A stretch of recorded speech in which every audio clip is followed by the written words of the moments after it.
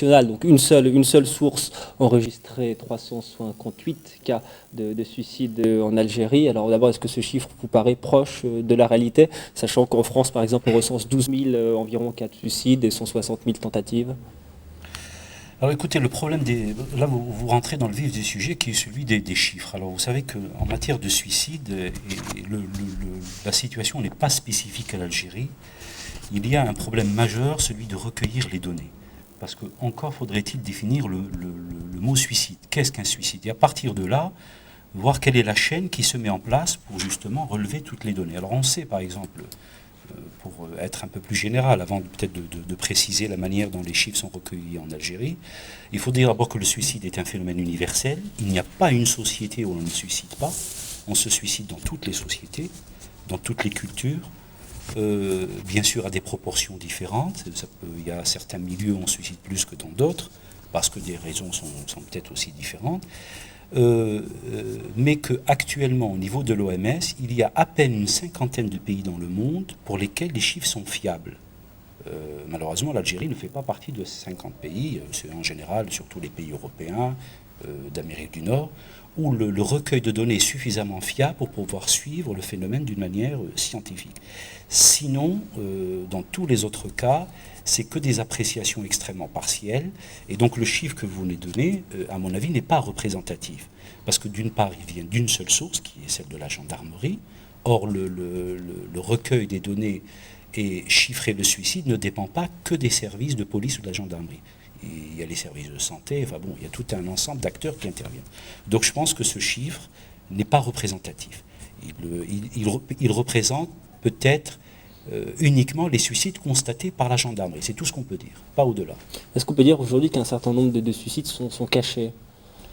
Bien entendu, bien entendu. D'ailleurs, prenons l'exemple d'un pays comme la France où le suicide pose un problème de santé publique. D'ailleurs, en France, depuis 2000, il y a un programme national de lutte contre le suicide, de prévention, qui se terminera en principe l'année prochaine, en 2005. Et parce que justement, donc, je vous ai dit, le suicide constitue un problème majeur. Alors même en France, où on estime que le suicide représente environ 12 000 décès par an, même en France, il y a certainement plusieurs centaines de suicides qui ne sont pas répertoriés parce qu'ils échappent au système de surveillance. Je vous donne un exemple. Une personne se suicide avec sa voiture, ce n'est pas déclaré comme un suicide, mais comme un accident de circulation. Et comme ça, il y a beaucoup de cas qui échappent au recueil de données officielles. Les morts volontaires qui ne sont pas classées. D'accord. En Algérie, est-ce que la Kabylie est plus touchée que les d'autres régions, les wilayas kabyles? Alors écoutez, c'est franchement un problème très très difficile, parce que je sais qu'à travers les contacts que j'ai avec mes collègues en Algérie, les positions sont très partagées, et il n'y a pas d'unanimité à ce niveau-là. Ce que je peux dire, c'est que depuis quelques années, on est alerté régulièrement par des articles de presse sur une incidence anormalement élevée du suicide en Kabylie. Bon, il y a des explications qui ont été données, enfin du moins on a tenté d'expliquer le phénomène, mais ces chiffres, il faut d'abord savoir d'où ils viennent, comment ils ont été recueillis, comment les choses ont été exploitées, et surtout par rapport à quoi. Cela veut dire qu'avant, on ne se suicidait pas, ou on se suicidait très peu, et qu'actuellement on se suicide beaucoup. Or, pour pouvoir comparer, il faut déjà avoir des chiffres antérieurs. Or, les chiffres antérieurs n'existent pas. Il n'y a que des appréciations extrêmement partielles. Donc, encore une fois, on peut peut-être intuitivement se dire il semble exister un problème, mais l'affirmer d'une manière certaine, d'une manière scientifique, ceci me paraît difficile. On ne peut pas, à l'heure actuelle, tant qu'on n'a pas défini des critères précis de recueil de données, on ne peut pas dire que le suicide est d'une manière certaine élevé en Kabylie par rapport au reste de l'Algérie. Vous dites que des explications ont été données. Vous parlez de la situation économique ou de la décennie terroriste qui sont facteurs de suicide. Oui, absolument, c'est ce que vous citez. Maintenant, bon, on va un peu quitter la Kabylie, on y reviendra. Quand on veut expliquer le suicide d'une manière générale, il y a plusieurs motifs qu'on invoque. Le suicide n'est pas un phénomène uniforme. Ce n'est pas quelque chose d'homogène. Tous les gens qui se suicident ne se suicident pas pour la même raison. Alors il y a bien sûr, ce qu'on repère, c'est surtout les problèmes les problèmes mentaux, les difficultés psychologiques, les gens qui sont déprimés, les gens qui sont anxieux, ça constitue des facteurs de risque de suicide. C'est des choses qui sont connues. Il y a aussi toutes les conduites de toxicomanie, d'alcoolisme. Ça, on sait que ça peut également constituer des facteurs de risque de suicide. Mais il y a d'autres facteurs. On pense que s'il y a une certaine vulnérabilité chez certains individus, c'est ce qu'on appelle les facteurs cognitifs, c'est-à-dire qu'ils ont des réponses inadaptées à certaines situations difficiles de la vie. Et ces réponses-là, ces personnes dans des moments difficiles considèrent que la mort est la seule réponse à leurs problèmes. Donc vous voyez que c'est... Et parmi les problèmes, il y a les problèmes socio-économiques généraux. Et ce n'est pas tant les difficultés économiques qui ont été invoquées, c'est surtout le relâchement des liens sociaux, des liens familiaux. Or, on sait qu'en Kabylie, il y a une crise économique, comme dans le reste de l'Algérie, mais il y a aussi une crise politique. Il y a eu un certain nombre d'événements qui ont secoué la Kabylie ces dernières années, qui ont remis en question les fondements même, parfois du milieu, en tout cas du milieu familial, de la société de manière générale, et ça peut constituer, à mon avis, un facteur de risque. Voilà. On peut le considérer ainsi. L'expression d'un mal de vivre à un moment donné. Voilà, absolument. Il n'existe pas de profil type du suicidaire. On sait que les hommes sont plus touchés par ce fléau. Alors voilà, je parlais tout à l'heure je disais que le suicide était un phénomène universel, et il y a des choses qu'on constate d'une manière universelle. C'est-à-dire que le suicide existe dans tous les milieux, dans toute la société. Là, actuellement, les chiffres donnent entre 800 000 et 1 million de suicides dans le monde chaque année. Vous voyez, c'est énorme. On estime également que toutes les 40 secondes, une personne se donne la mort dans le monde. Toutes les 3 secondes, une fait une tentative de suicide. Donc c'est quand même des chiffres qui peuvent donner une idée de l'importance du problème. Alors, je ne sais plus la question que vous m'avez posée. Je disais que les hommes étaient plus touchés que, alors voilà, que les femmes. dans les données universelles, on retrouve toujours cette prédominance masculine. Les hommes se suicident beaucoup plus que les femmes. Les proportions, c'est un peu plus de 3 hommes pour une femme.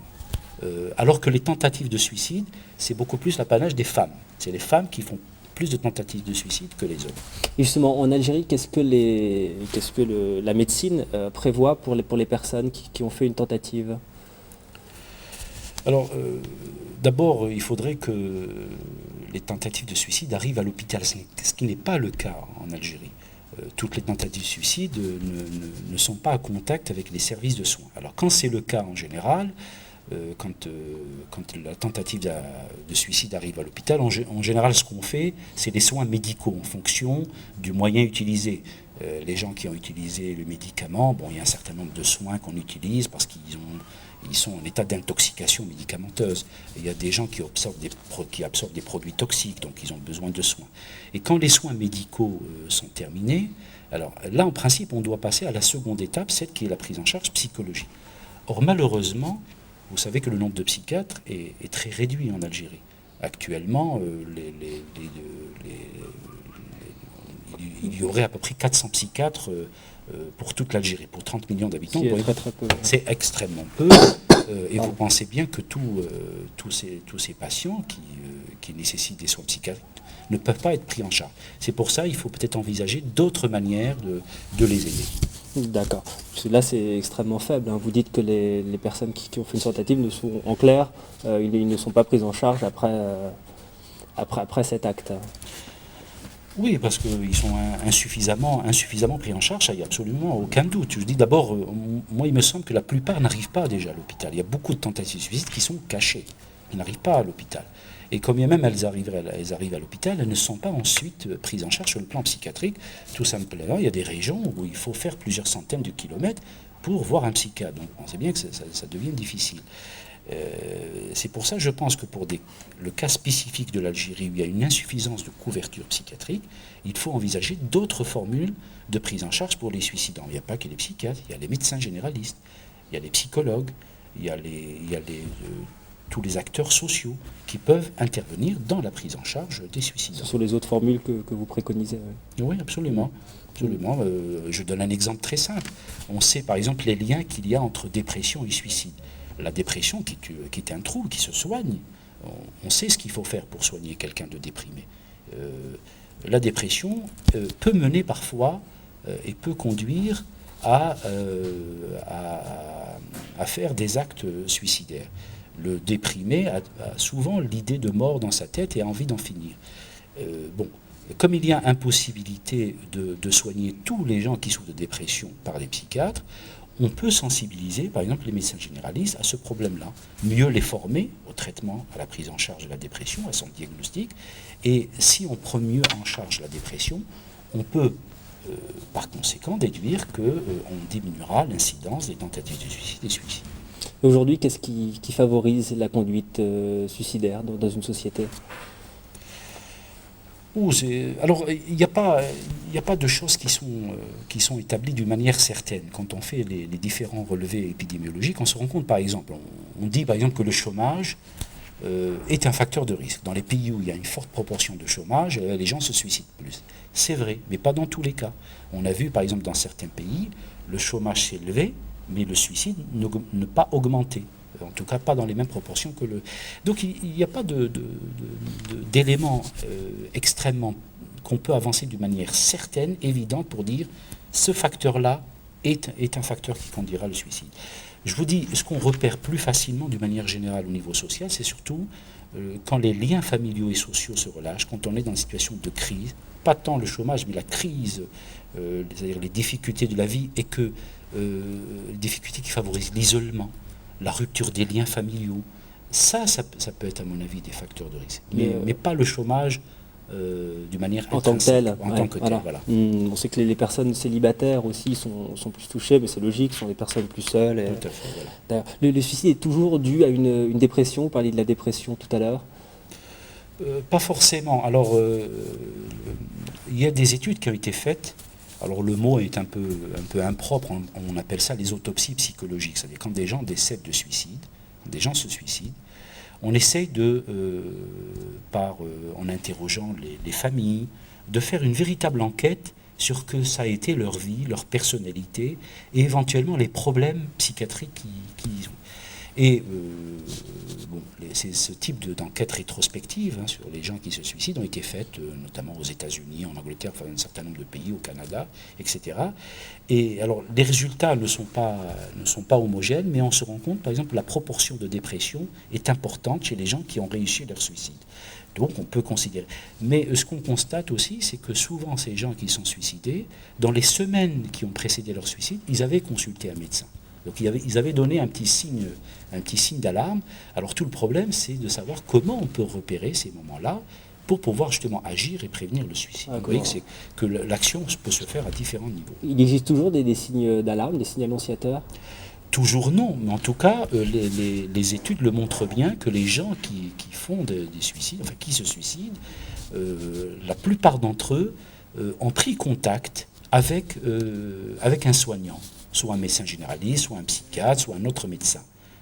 Donc cela veut dire que consciemment ou inconsciemment, la personne concernée a tenté de se faire aider. Et une des campagnes, justement, un des axes des campagnes de sensibilisation qu'on peut mener, justement, c'est alerter sur ces premiers signes qui peuvent apparaître, alerter aussi bien les médecins, les soignants, mais également l'entourage. Les proches des victimes, oui. Absolument.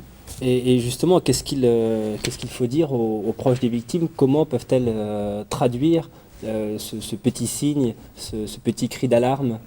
Alors, le repérage ces signes s'adresse d'abord aux professionnels. Maintenant, l'entourage qu'on peut dire, c'est c'est difficile de sensibiliser directement au suicide, mais on peut par contre les sensibiliser. Je vous ai parlé tout à l'heure de la dépression. Souvent, l'entourage ignore que l'un de ses proches ou de leurs proches est déprimé. Alors, si on sensibilise par des campagnes d'information les gens au problème de la dépression, ils peuvent déjà repérer la dépression dont souffre un de leurs proches et le mener à se faire soigner. Voilà un élément d'approche, par exemple, du problème du suicide. On sait par exemple que toutes les conduites dites addictives, c'est-à-dire l'alcoolisme, la toxicomanie, conduisent aussi au suicide, sont des facteurs de risque. La prise en charge par le milieu, en aidant le toxicomane ou la personne qui souffre de problèmes d'alcool à se faire soigner, en la soutenant, on peut aussi penser que cela peut avoir un effet positif et de prévention. Vous voyez, même ces conduites sont souvent cachées. Oh, pas toujours, Pas je toujours. pense que pas toujours. Elles peuvent l'être, bien entendu, mais Et- parfois l'entourage peut être au courant de certaines conduites de toxicomanie. Chez les jeunes, ces conduites peuvent être effectivement, elles peuvent avoir lieu à l'insu de l'entourage, mais je pense que si on est également sensibilisé à ce type de problème, l'entourage sera un peu plus vigilant pour les repérer. Donc vous voyez que le suicide pris comme ça isolément, c'est difficile de le traiter. Le suicide est un phénomène qui exprime un certain nombre de difficultés sur lesquelles on peut agir les unes après les autres. Voilà. Face à une personne qui semble en danger, est-ce qu'il y a un comportement à avoir, un autre à éviter? Comment faut-il parler à cette personne lorsque l'on la... Alors il y a deux choses. Il ne faut jamais banaliser quand sur quelqu'un qui n'est pas bien, qui est dans une situation difficile, psychologiquement vulnérable, qui parle de mort. Il ne faut jamais banaliser ce problème-là. Il faut toujours être alerté quand quelqu'un commence à évoquer la mort comme possibilité de solution à ces problèmes. Ça, c'est une chose, à mon avis, extrêmement importante, parce que le fait de dire, bon, ben, c'est rien, arrête de dire des bêtises, on ne te prend pas au sérieux. Ou alors tout va aller bien, tu vas voir. Tout va aller bien, absolument. Je crois que ça peut être une erreur. Bon, on agit naturellement, parce qu'on veut rassurer, mais parfois c'est aussi une forme de déni. On veut peut-être pas réellement aller au cœur du problème. Donc je crois qu'à un moment-là, quand quelqu'un commence à alerter par des petits signes comme ça, il ne faut pas hésiter à en parler avec lui, essayer de mettre en place des suivis, voir un psychologue, un médecin, pour qu'il puisse aller, et surtout lutter contre l'isolement. Parce que souvent, ce qu'on repère avant le passage à l'acte, c'est une tendance au retrait, à l'isolement. La personne qui a dans la tête des velléités de mort, souvent commence par s'isoler, à se replier sur elle-même. Et il faut être extrêmement vigilant par rapport à ces moments-là. Il ne faut pas laisser la personne s'isoler, il faut aller vers elle, en parler, évoquer ses difficultés. Il ne s'agit pas de trouver des solutions à tout prix, parce qu'on sait qu'il y a des problèmes qui n'ont pas de solution. Et je crois que ce n'est pas ce qu'il faut essayer de faire. Mais déjà, si la personne se sent soutenue, comprise, c'est déjà une bonne étape qui a été... Elle se sentira comprise quand on reconnaîtra la gravité de son état intérieur et lorsqu'on le prendra en compte. Voilà, et que sa souffrance a été repérée et prise en considération. Même si reconnue, même si on n'arrive pas avec une solution. Parce que tous les problèmes, malheureusement, n'ont pas de solution. Vous parliez tout à l'heure d'éventuelles campagnes de prévention.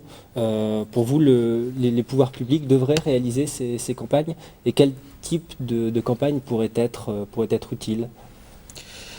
Oui, alors excusez-moi, je vais peut-être revenir en arrière pour répondre plus précisément à cette question. Pour faire une campagne d'information, une politique de prévention, il faut qu'on sache d'abord quelle est l'importance du phénomène. Qu'est-ce qu'il représente exactement en matière de santé publique. Et pour le moment, je vous dis, avec tous les chiffres dont nous disposons, c'est des chiffres qui sont partiels, qui ne sont pas représentatifs de la réalité. On ne sait pas si le problème du suicide est en tous les cas, oui, surreprésenté ou sous-évalué. Est-ce que c'est uniquement une médiatisation excessive? Est-ce que réellement le problème existe? Bon, voilà. Et pour répondre à toutes ces questions, il faut déjà une première étape, faire une évaluation sérieuse du problème. Et pour qu'il y ait une évaluation, moi j'ai milité, alors cette année, c'était le 5 février 2004, plus précisément. Le 5 février est la journée nationale de lutte contre le suicide en France. Et de manière symbolique, l'association que je représente, qui est la Société franco-algérienne de psychiatrie, avec notre association de psychiatres, qui est l'association des psychiatres privés en Algérie, présidée par mon collègue et ami le docteur Bouchen, nous avons organisé une journée sur le suicide le 5 février à Alger.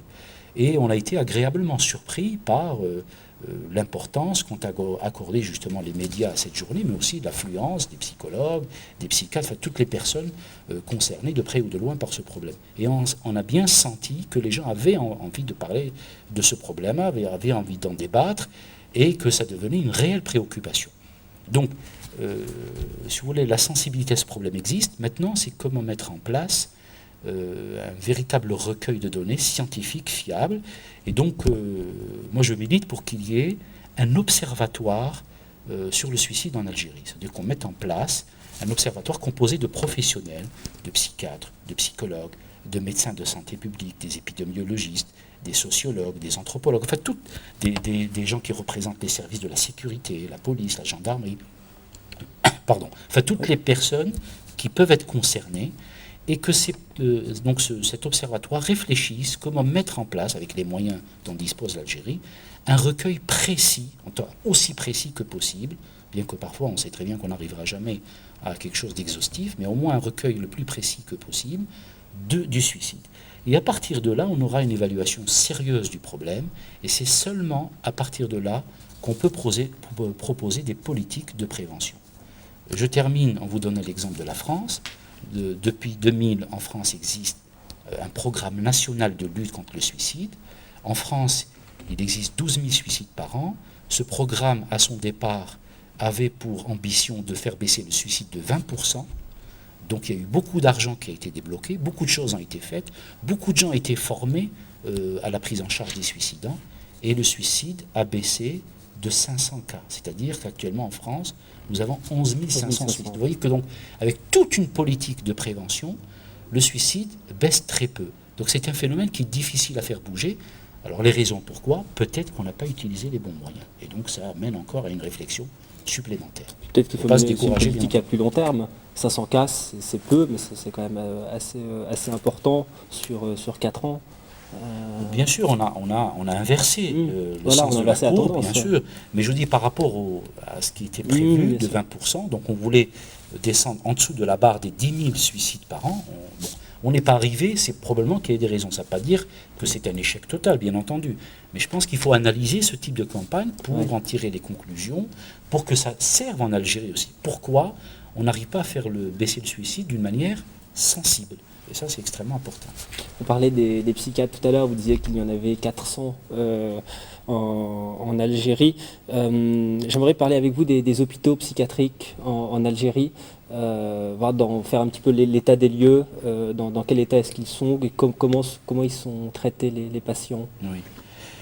Alors vous savez qu'en 62, l'Algérie disposait d'une infrastructure sanitaire, en tout cas sur le plan psychiatrique, extrêmement faible, pour ne pas dire dérisoire, mais en 62 on était des millions, il y avait 3 grands hôpitaux psychiatriques, il y avait un hôpital en Oranie, qui est l'hôpital Sidi Chahmi, qui couvrait pratiquement tout l'Oranais, un hôpital du centre qui est celui de Blida, qui existe toujours, l'hôpital France Fanon de Blida, qui couvrait toute la région d'Alger au centre et même du sud. Et pour l'Est, il y avait un autre hôpital à Constantine. C'était les 3 centres psychiatriques. Alors, depuis l'indépendance, des efforts ont été faits et un certain nombre d'hôpitaux psychiatriques ont été construits, en Kabylie, à Tiaret, enfin bon, on en a certains. Mais bien entendu, ça reste très très largement insuffisant. Ce qu'il faudrait, à mon avis, plutôt que de construire des hôpitaux psychiatriques qui sont extrêmement chers, parce que ça coûte cher un hôpital, et peut-être que l'Algérie n'a pas les moyens de construire un hôpital psychiatrique dans chaque wilaya, comme ça a été prévu à un moment dans les politiques de santé. On peut s'acheminer vers des structures légères, dans les hôpitaux généraux, des services de quelques lits, qui peuvent être d'abord qui auront l'avantage de la proximité, on n'a pas besoin de faire 100-200 km pour se faire hospitaliser, qui peuvent répondre aux problèmes les plus urgents et qui seront implantés à proximité aussi des autres disciplines médicales, parce qu'il ne faut plus que la psychiatrie s'isole du reste de la médecine. Mais avec des médecins spécialistes, bien sûr. Bien entendu, mais c'est beaucoup plus facile à mettre en place. Ce n'est pas lourd, parce qu'entre un hôpital et un service, il y a quand même une différence de coût énorme. Et ça peut aussi, ce type de service dans les hôpitaux généraux, auront pour mission aussi de développer ce qu'on appelle la psychiatrie extra-hospitalière, c'est-à-dire des points de consultation, des dispensaires, etc., qui dépendront donc de l'hôpital général, du secteur sanitaire concerné. Et l'aspect carcéral serait peut-être justement moins développé dans ce genre de service. Absolument, parce qu'on sait très bien, qu'on le veuille ou non, les hôpitaux psychiatriques jouissent d'une très mauvaise réputation, et le fait d'aller vers un hôpital psychiatrique est considéré comme quelque chose d'extrêmement honteux, c'est un sujet tabou, et beaucoup de gens refusent les soins parce qu'on leur demande d'aller à l'hôpital psychiatrique. C'est plus facilement accepté quand on leur dit d'aller en hôpital général. De plus, là on parle du suicide. Il faut savoir que le suicide, dans tous les suicides, il n'y a pas de problème psychiatrique. Dans la plupart des suicides, on retrouve des problèmes psychiatriques, des problèmes de dépression, de schizophrénie, etc. Mais il y a beaucoup de suicides, en tout cas des gens qui sont suicidaires, qui n'ont pas de pathologie psychiatrique avérée. difficultés psychologiques, des problèmes de personnalité, des crises existentielles, des difficultés sociales, familiales, économiques. Et proposer à ces gens-là des structures de soins dans les hôpitaux psychiatriques est une chose totalement inadaptée. Ça ne répond pas à leurs demandes. Ça peut me casser ces gens. Absolument, ça peut même avoir un effet inverse, un effet négatif, parce qu'ils vont être considérés ou se sentir considérés comme des malades mentaux. Donc pour ces gens-là, pour ces personnes qui sont en difficulté existentielle, mais qui ne sont pas réellement dans la pathologie mentale avérée, et qui sont majoritaires d'ailleurs dans les conduites suicidaires, je pense que pour ces gens-là, il faut proposer des structures légères, adaptées, souples, dans lesquelles on leur proposera des prises en charge à la carte, plutôt que d'y aller le circuit classique, hospitalisation en psychiatrie, avec tout ce que cela peut engendrer, et suivi dans des milieux psychiatriques très spécialisés. D'accord. Ce sont aussi les proches de ces gens-là, de ces personnes qui font des tentatives de suicide, leurs proches souffrent énormément. Oui. Est-ce qu'elles sont prises en charge suffisamment, selon vous ? Quand vous dites proches, moi je pense d'abord aux gens, aux proches qui ont perdu quelqu'un par suicide. Alors, et on sait très bien que quand quelqu'un se suicide, il y a un certain nombre de membres de sa famille qui en souffrent énormément. Par la culpabilité, le fait de n'avoir rien vu venir, de ne pas avoir pu prévenir ce geste fatal, etc. Et souvent, on oublie les familles de suicidés. On oublie. Alors, de plus en plus, on commence à s'intéresser à l'entourage des gens qui se suicident, en les prenant en charge très rapidement, leur proposant des moments d'écoute pour qu'ils puissent un peu évoquer toute l'angoisse et surtout les suicides de jeunes. Vous pensez quand des parents perdent un de leurs enfants de 15 ans, de 20 ans, de 25 ans qui se suicide, c'est un drame et c'est quelque chose qui survient dans un milieu qui n'est pas préparé et l'accompagnement psychologique est fondamental et je peux me dire qu'il peut être préventif parce que on sait que chez les personnes dans les familles où il y a un suicide, parfois il peut y avoir un petit phénomène de contagion et dans les mois qui suivent, le conjoint ou le frère ou la sœur peuvent également passer à l'acte parce qu'on n'a pas repéré la détresse de la personne qui vivait avec la première victime. Donc vous voyez que...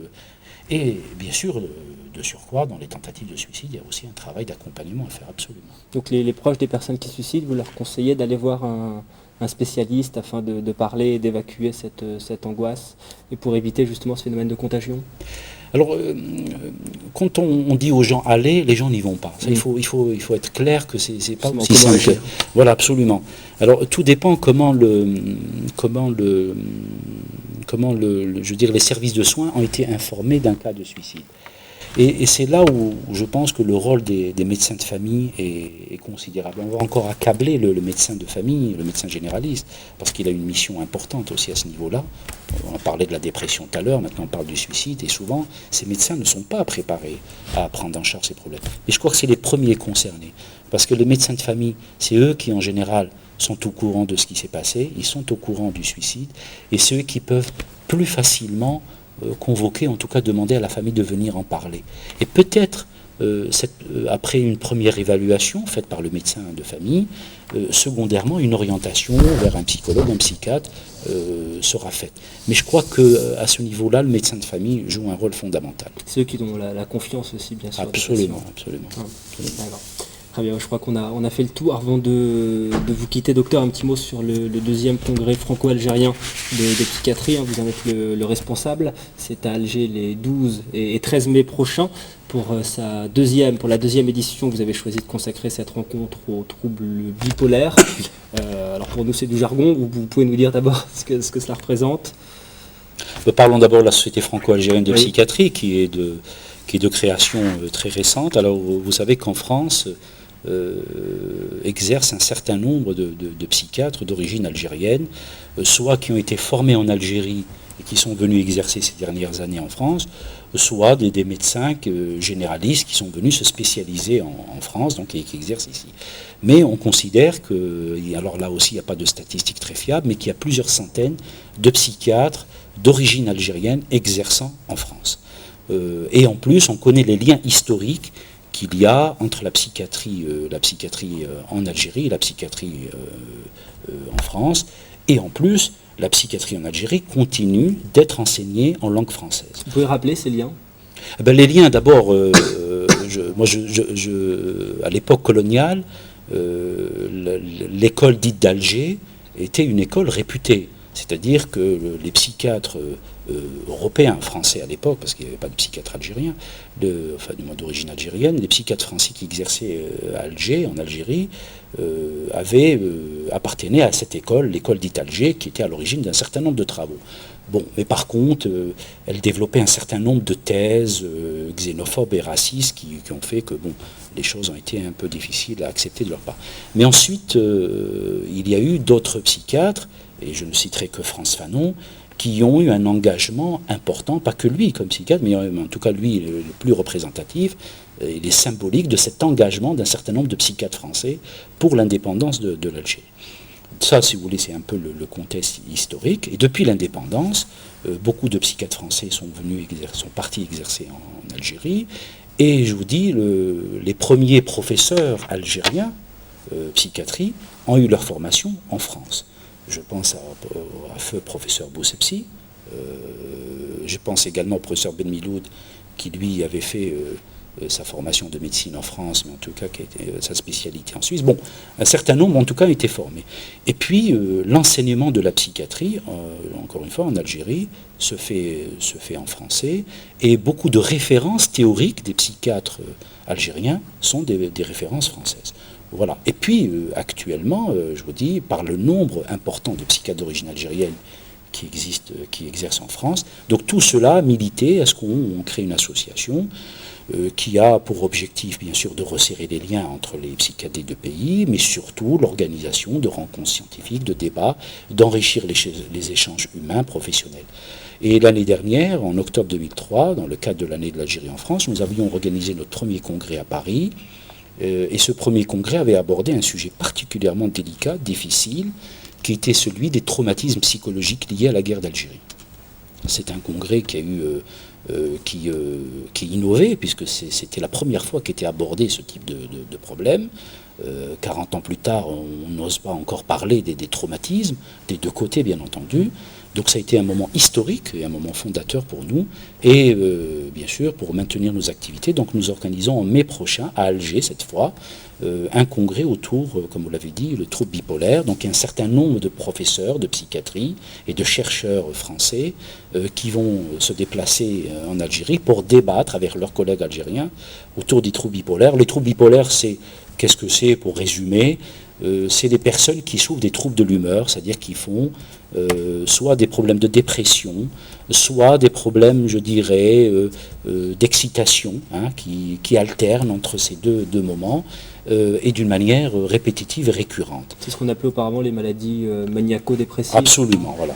Qu'on appelait avant, d'une manière peut-être pas très élégante, les maniaco-dépressives. Et le terme, en tous les cas, consacré actuel par les classifications internationales est celui de trouble bipolaire. Et c'est un problème également de santé publique, puisqu'il y a plusieurs centaines de milliers de personnes qui souffrent de ce problème en Algérie. Et donc, c'est un peu pour débattre de tout ça et comment faire des mises au point thérapeutiques, etc. Et aider nos collègues algériens à mieux les prendre en charge. C'est un problème en augmentation? Pas forcément. Il est relativement stable. Oui. Les prévalences sont relativement stables à travers tous les pays du monde. Il n'y a pas un pays où il y a plus de troubles bipolaires que dans d'autres. On considère que les taux sont assez homogènes un peu partout. D'accord. Ce congrès, donc les 12 et 13 mai prochains, est ouvert au public? Malheureusement, non. C'est un congrès de spécialistes. Oui. Donc c'est pour les psychiatres, les psychologues. Il sera présidé par il y a une coprésidence algérienne et française. Du côté algérien, il sera présidé par le professeur Farid Kacha, qui exerce à l'hôpital de Cheraga. Et du côté français, il sera présidé par le professeur Jean-Michel Azorin, qui exerce à Marseille. D'accord. Très bien, docteur Mohamed Taleb. Je vous remercie beaucoup d'être venu nous voir ce soir. Merci. Je rappelle que vous êtes le président de la Société franco-algérienne de psychiatrie. C'est la fin de cette émission. Merci de m'avoir suivi. À très bientôt avec Berbère Télévision.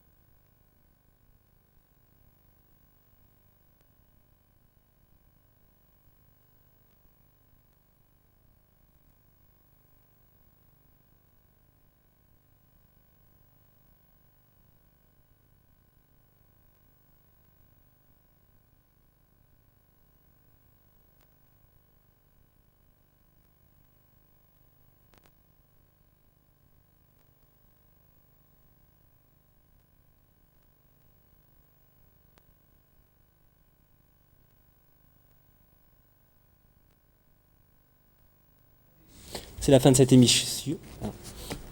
C'est la fin de cette émission. Merci de l'avoir suivi. Je vous retrouve très bientôt sur Berbère Télévision. À très bientôt.